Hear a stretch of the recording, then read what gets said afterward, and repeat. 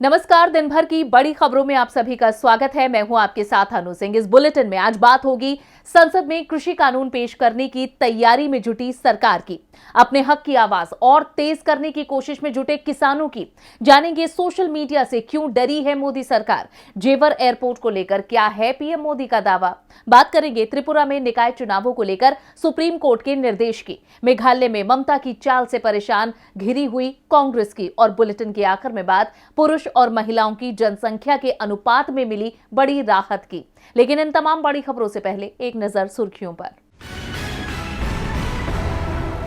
कोलकाता नगर निगम चुनावों का हुआ ऐलान। निगम की 144 वार्डों के लिए 19 दिसंबर को डाले जाएंगे वोट। 21 दिसंबर को आएंगे नतीजे। कोलकाता निगम पर अभी टीएमसी का कब्जा।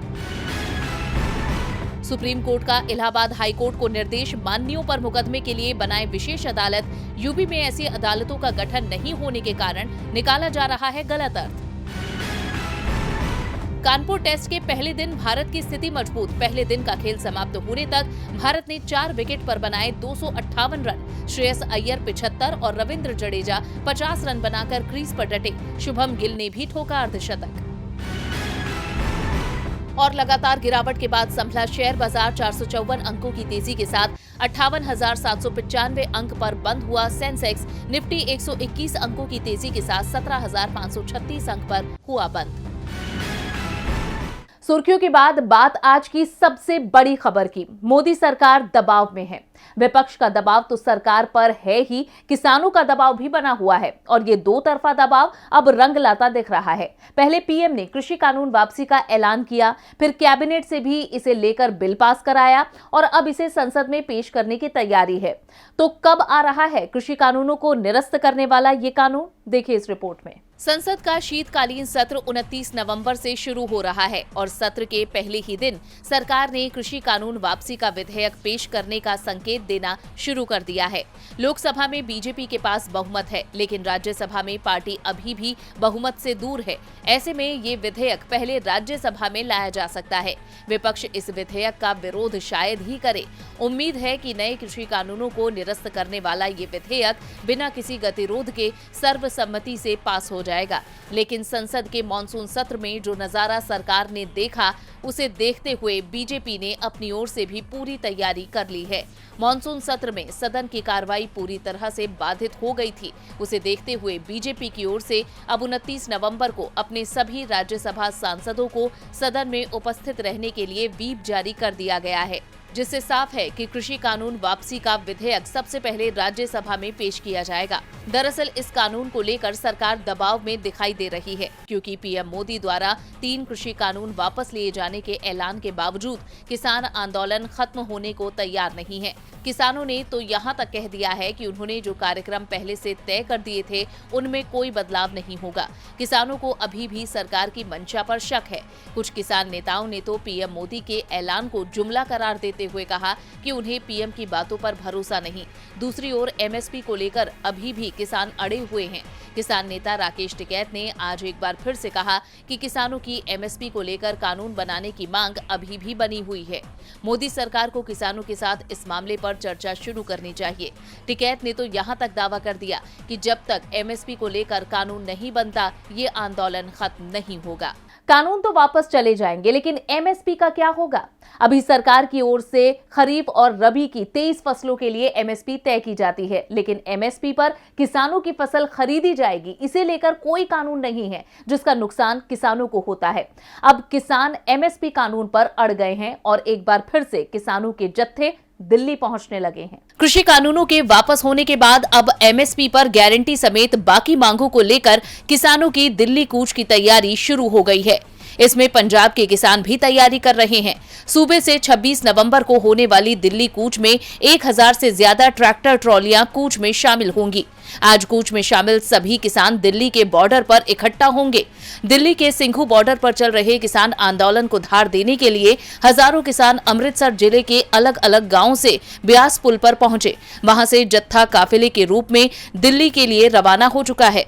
किसान मजदूर संघर्ष कमेटी के हजारों कार्यकर्ता 26 नवंबर को सिंघू बॉर्डर पर आंदोलन का 1 साल पूरा होने पर रैली और मार्च निकालेंगे।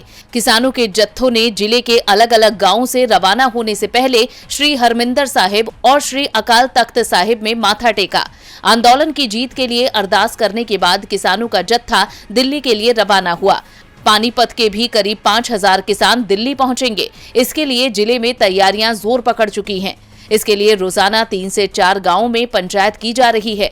संपर्क अभियान के तहत किसान नेता गांव-गांव पहुंच रहे हैं और किसानों से बड़ी संख्या में शामिल होने की अपील भी कर रहे हैं।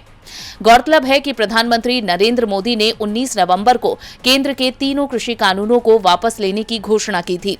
इसके बाद सबको लग रहा था कि किसान आंदोलन खत्म हो जाएगा और दिल्ली की सीमाएं खाली हो जाएंगी, लेकिन उम्मीद से उलट अभी भी किसान अपनी बाकी मांगों को लेकर धरने पर डटे हुए हैं। किसान संसद में बिजली शोध बिल रद्द किए जाने की मांग कर रहे हैं। किसान नेता स्वर्ण सिंह ने बताया कि प्रदूषण एक्ट से किसानों को बाहर रखते हुए अभी तक किसानों पर दर्ज मुकदमों को वापस नहीं लिया गया है। संयुक्त किसान मोर्चा ने भी एमएसपी और बाकी मुद्दों को लेकर आंदोलन जारी रखने का ऐलान किया है। अब इंतजार 26 नवंबर का है, जब किसानों का जलवा एक बार फिर से देश की राजधानी दिल्ली देखेगी। 26 नवंबर 2020 को किसानों ने दिल्ली बॉर्डर पर आंदोलन शुरू किया था। इसलिए 26 नवंबर 2021 को किसान आंदोलन को 1 साल पूरा हो जाएगा। किसानों के आंदोलन को घर घर तक पहुंचाने का काम सोशल मीडिया ने किया, लेकिन अब सोशल मीडिया पर लगाम लगाने की तैयारी सरकार ने शुरू कर दी है। क्या है मोदी सरकार की योजना, देखिए इस रिपोर्ट में। फेसबुक, ट्विटर जैसे सोशल मीडिया साइट्स पर भारतीय यूजर्स की जानकारी सुरक्षित न होने की बात कई बार सामने आ चुकी है। कई बार डेटा गलत तरीके से इस्तेमाल भी हुआ है। इसी को देखते हुए भारतीय संसदीय पैनल ने सोशल मीडिया प्लेटफॉर्म की देखरेख और उनके मनमाने रवैये को रोकने के लिए एक रेगुलेटरी बॉडी बनाने की सिफारिश की है। बताया जा रहा है कि इसमें नई रेगुलेटरी बॉडी बनाने की सिफारिश की जाएगी। साथ ही इसके तहत बने नियमों को तोड़ने वाली कंपनियों पर 4% तक का जुर्माना भी लगाया जाएगा। हाई लेवल कमेटी ने 2019 में पेश किए गए पर्सनल डेटा प्रोटेक्शन बिल को देखते हुए रेगुलेटरी बॉडी बनाने की बात कही है।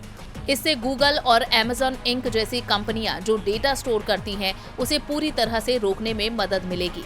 समिति का कहना है कि जिस तरह इंडियन प्रेस को press council of India control करती है, ठीक उसी तरह सोशल मीडिया प्लेटफॉर्म के लिए भी रेगुलेटरी बॉडी बनानी चाहिए। पैनल के हेड भारतीय जनता पार्टी के मंत्री पीपी चौधरी ने कहा कि रिपोर्ट की सिफारिशें 29 नवंबर से चलने वाले संसदीय सत्र में पेश की जाएंगी।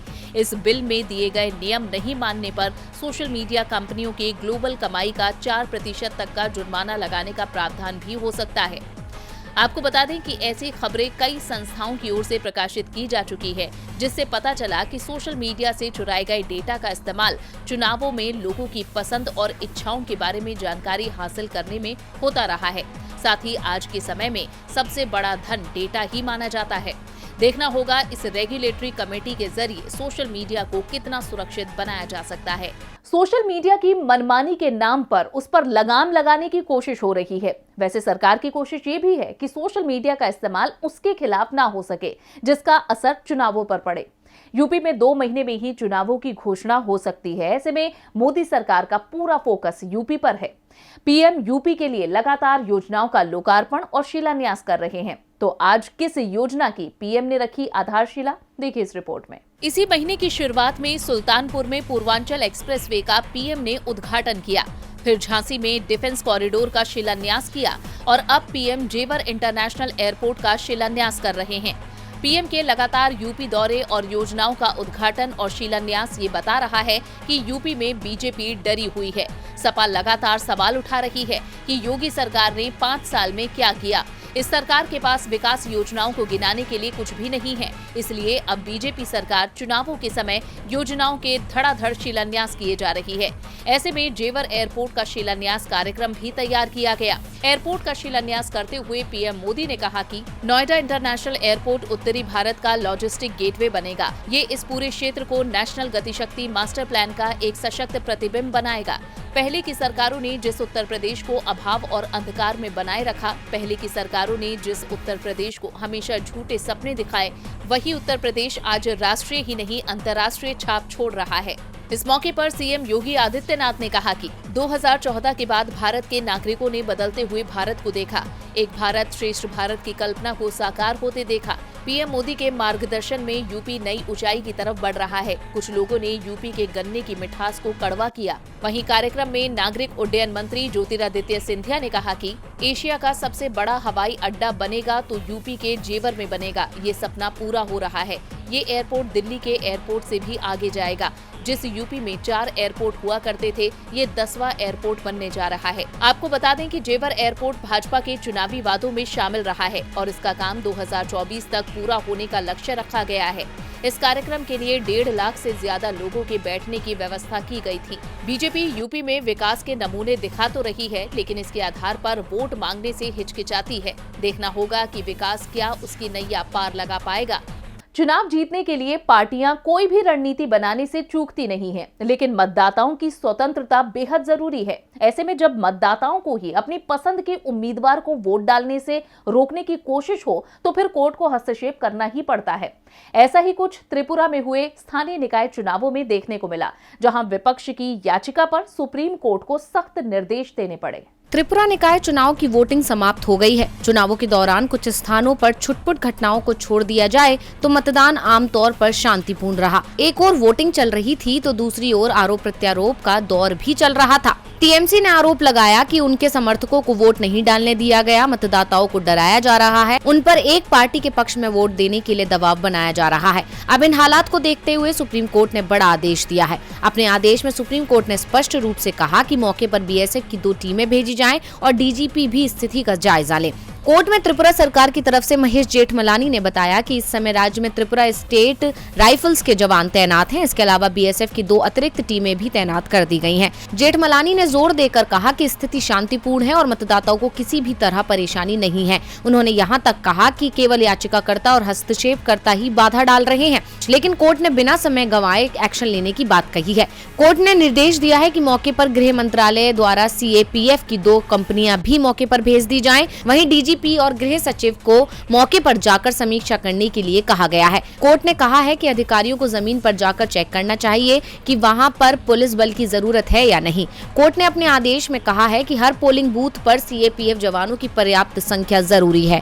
वहीं पोलिंग ऑफिसर्स को भी निर्देश दिए गए हैं कि जरूरत पड़ने पर तुरंत सीएपीएफ के जवानों से मदद ली जाए और स्थिति को नियंत्रण में रखा जाए। कोर्ट ने अपने आदेश में ये भी कहा है कि सभी बूथों में सीसीटीवी न होने की वजह से प्रिंट और इलेक्ट्रॉनिक मीडिया को मतदान की पूरी रिपोर्टिंग सुनिश्चित करने के लिए एसईसी, डीजीपी और गृह सचिव को तत्काल प्रभाव से निर्देश दिए जाएं। त्रिपुरा में टीएमसी के निशाने पर बीजेपी की सरकार है, तो मेघालय में भी ममता के साथियों की संख्या बढ़ती जा रही है। यहां टीएमसी ने विपक्षी खेमे में ही सेंध लगा दी। टीएमसी ने कांग्रेस के 1 दर्जन विधायकों को अपने खेमे में शामिल कर लिया। इसके साथ ही बिना चुनावों के ही मेघालय में टीएमसी मुख्य विपक्षी पार्टी बन गई। टीएमसी खुद को मजबूत करने के लिए कांग्रेस को कमजोर कर रही है और ऐसा करने के लिए टीएमसी लगातार कांग्रेस नेताओं को तोड़ रही है। इसी कड़ी में अभी सबसे बड़ा झटका कांग्रेस को मेघालय में लगा है, जहां टीएमसी ने एक साथ कई कांग्रेस विधायकों को अपनी पार्टी में शामिल किया है। आपको बता दें कि मेघालय के पूर्व मुख्यमंत्री मुकुल संगमा राज्य के 17 विधायकों में से 12 के साथ टीएमसी में शामिल हो गए हैं। दावा किया जा रहा है कि इस संबंध में विधायक पहले ही विधानसभा अध्यक्ष को पत्र लिख चुके हैं। कांग्रेस नेताओं के इस दल बदल के बाद तृणमूल कांग्रेस राज्य में प्रमुख विपक्षी दल बन गई है। पिछले कुछ महीनों से राज्य में तृणमूल कांग्रेस विस्तार की राह पर चल रही है। मेघालय में टीएमसी के विस्तार में कांग्रेस नेताओं ने बढ़ चढ़कर हिस्सा लिया। पार्टी इन राज्यों में अगले विधानसभा चुनाव के मद्देनजर त्रिपुरा और गोवा में अपने पैर जमाने की कोशिश कर रही है।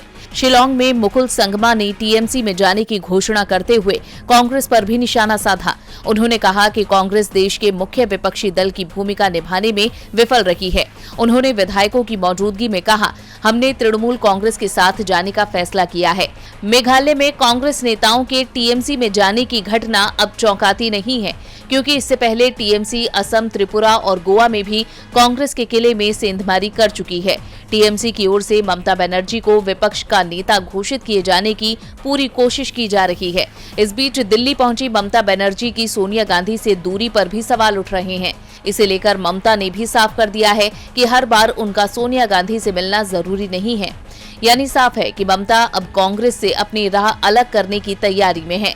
ममता के सोनिया गांधी से न मिलने की बात पर पश्चिम बंगाल कांग्रेस अध्यक्ष अधीर रंजन ने कहा कि अगर ममता बनर्जी अभी सोनिया गांधी से मिलती हैं तो पीएम मोदी नाराज हो जाएंगे। इसलिए ममता ने कांग्रेस अध्यक्ष से दूरी बनाई, क्योंकि अभिषेक बनर्जी के खिलाफ ईडी की जांच चल रही है और ईडी के अभिषेक पर कसते शिकंजे के चलते ही ममता कांग्रेस के खिलाफ काम कर रही हैं। अधीर ने दावा किया कि पहले ममता बनर्जी सोनिया गांधी को पत्र लिखकर मिलकर लड़ने की बात करती थी और फिर अचानक ही वो यू टर्न ले लेती हैं, यानी साफ है कि वो बीजेपी के दबाव में हैं।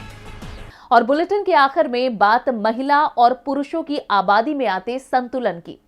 कभी मिसिंग वुमन की तोहमत झेलने वाले देश के लिए एक बड़ी खुशखबरी सामने आई है। लंबे अरसे के बाद पहली बार पुरुषों की तुलना में महिलाओं की आबादी में इजाफा हुआ है। महिलाओं ने पुरुषों की तुलना में 1000 का आंकड़ा पार कर लिया है, जो कि बहुत अच्छी खबर है। तो क्या कहते हैं नेशनल फैमिली हेल्थ सर्वे 5 के आंकड़े? शहरों की तुलना में गांव कैसे निकले आगे, देखिए इस रिपोर्ट में। महिलाओं को देश की आधी आबादी कहा जाता था, लेकिन हकीकत तो ये है कि आजादी के बाद भी तेजी से आबादी सिर्फ पुरुषों की ही बढ़ती रही, जबकि संकुचित सोच स्त्री की संख्या को बराबरी पर आने ही नहीं देती थी। लेकिन कहते हैं ना, वक्त के साथ सब कुछ बदलता है और आज देश में स्त्री की स्थिति भी बदल गई है। 75 सालों के अंतर के बाद ये पहली बार है जब 1000 पुरुषों पर 1020 महिलाएं हैं। ये आंकड़ा नेशनल फैमिली हेल्थ सर्वे 5 में सामने आया है। NFHS 5 के आंकड़ों में ये भी निकलकर सामने आया कि शहरों की तुलना में गांवों में ज्यादा बेहतर हालात हैं। गांव में हर 1000 पुरुषों पर 1037 महिलाएं हैं, जबकि शहरों में 985 महिलाएं हैं। देश के 23 राज्य ऐसे हैं जहां प्रति 1000 पुरुषों पर महिलाओं की आबादी 1000 से ज्यादा है। उत्तर प्रदेश में प्रति 1000 पुरुषों पर 1017, बिहार में 1090, दिल्ली में 913, मध्य प्रदेश में 970, राजस्थान में 1009, छत्तीसगढ़ में 1015, महाराष्ट्र में 966, पंजाब में 938, हरियाणा में 926 और झारखंड में 1050 महिलाएं हैं। ये आंकड़े भारत को राहत देने वाले हैं। वैसे देश की बढ़ती जनसंख्या को लेकर भी अच्छी खबर सामने आ रही है। दरअसल राष्ट्रीय परिवार स्वास्थ्य सर्वेक्षण 5 के दूसरे चरण के अनुसार देश की कुल प्रजनन दर या एक महिला द्वारा अपने जीवन काल में बच्चों को जन्म देने की औसत संख्या 2.2 से घटकर 2 हो गई है। सर्वे के अनुसार औसतन एक महिला अब केवल 2 बच्चे, जो अंतर्राष्ट्रीय स्तर के मानकों से भी कम है, पैदा कर रही है। यानी साफ है कि देश की स्थिति में सुधार हो रहा है, खासकर महिलाओं के हालात बेहतर हो रहे हैं। तो आज इस बुलेटिन में बस इतना ही। देखते रहिए DB लाइव। नमस्कार।